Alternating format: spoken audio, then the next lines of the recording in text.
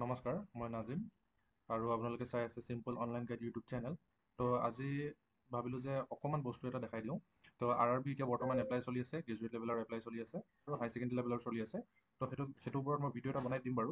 তাৰ আগতে মই দেখাবৰ কাৰণে বিচাৰোঁ যে কাৰেকশ্যন কেনেকৈ কৰে, RRB যোনটো ৰেজিষ্ট্ৰেশ্যন হয় সেইটো কাৰেকশ্যন কেনেকৈ কৰিব পাৰে। তো এতিয়া মই মানে নতুন এইটো ফিচাৰ আহিছে, তো বস্তুটো মই দেখাই দিওঁ কাৰেকশ্যনটো কেনেকৈ কৰিব পাৰে।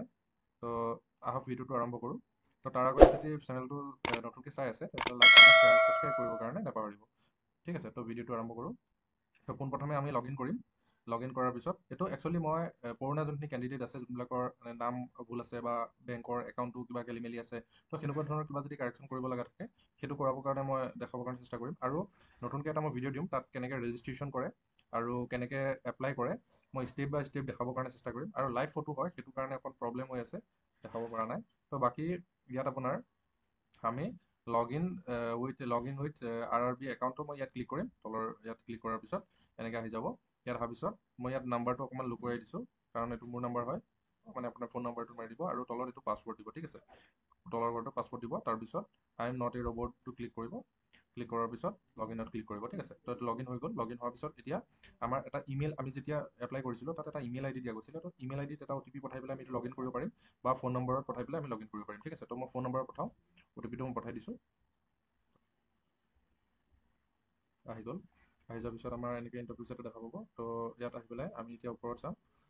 ওপৰত ইয়াত আছে আমাৰ মডিফাই ৰেজিষ্ট্ৰেশ্যন ডিটেইলছ। ঠিক আছে, তো এইটো চাওক, এইটো লিখা আছে মডিফাই ৰেজিষ্ট্ৰেশ্যন ডিটেইলছ। ইয়াত অ'কে কৰিম। অ'কে কৰাৰ পিছত এইটো আমি ইয়াত আছে আপোনাৰ পাৰ্চনেল ইনফৰমেশ্যন। তো ইয়াত আমাৰ মানে এপ্লিকেণ্ট নেম বা দেউতাকৰ নাম বা মাকৰ নাম বা ডেট অফ বাৰ্থ বা মানে আপোনাৰ জেণ্ডাৰ কিবা যদি এনেকুৱা ভুল হৈছে তেনেহ'লে এই ওপৰত ইয়াত পাব পাৰ্চনেল ইনফৰমেশ্যনত পাব। ঠিক আছে, পাৰ্চনেল ইনফৰমেশ্যনত পাব ইয়াত। তাৰপিছত আৰু তলৰ ইয়াত আপোনাৰ যোন কোৱালিফিকেশ্যন হওক বা এনেকুৱা কাষ্ট চাৰ্টিফিকেটৰ কিবা কাৰেকশ্যন হওক, তো সেইখিনি বস্তু আমাৰ ইয়াত তলত পাৰিম। ঠিক আছে, তো আমি ওপৰত ক্লিক কৰিম। ওপৰত ক্লিক কৰাৰ পিছত এইটো দেখিছে, অকণ তললৈ স্ক্ৰল কৰিলোঁ। ইয়াত আছে আমাৰ নাম আছে। মই এইখিনি অকণমান ব্লা কৰি দিছোঁ যাতে মানে নামটো একচুৱেলি মোৰে হয় একচুৱেলি, তো মই সেইটো দেখাবৰ কাৰণে চেষ্টা কৰিলোঁ। তো ইয়াত আমাৰ যিকোনো যেনেকৈ আমাৰ আমাৰ যোনটো কাণ্ট্ৰিটো কিবা যদি খেলি মেলি আছে তো সেইটো আমি শুদ্ধ কৰিব পাৰোঁ। তো শুদ্ধ, তাৰপিছত আপোনাৰ যোনটো এপ্লিকেণ্ট নেম হয় ফুল নেমটো এইটো কাৰেকশ্যন কৰিব পাৰোঁ, বা দেউতাকৰ নাম বা মাকৰ নাম বা ডেট অফ বাৰ্থ বা আমাৰ যোনটো জেণ্ডাৰ হয়। ঠিক আছে, তো এইটো কাৰেকশ্যন কেনেকৈ কৰিম। তো ইয়াত আমাৰ যদি এতিয়া মাকৰ নামটো এতিয়া মই শুদ্ধ কৰি এতিয়া দেখাই দিছোঁ। ইয়াত আমাৰ যোনটো এইটো পেঞ্চিল অপশ্যনটো আছে ন, ইয়াত আমি ক্লিক কৰিম। ক্লিক কৰাৰ লগে লগে এইটো আমাৰ ঘৰত ভুল হৈ গ'ল। ঠিক আছে, তো ইয়াত আমাৰ কি ভুল আছে সেই বস্তুটো এই ঘৰটো আমি শুদ্ধ কৰিম।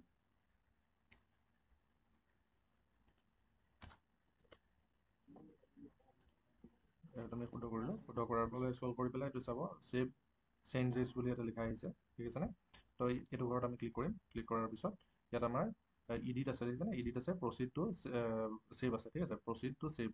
তো আমি প্ৰচিড টু ছেভত ক্লিক কৰিম। কৰাৰ লগে লগে আমাৰ যোনটো ফোন নম্বৰ থাকিব, ফোন নম্বৰত এটা OTP গুচি আহিব। ঠিক আছে, তো ফোন নম্বৰত এটা OTP আহি গ'ল।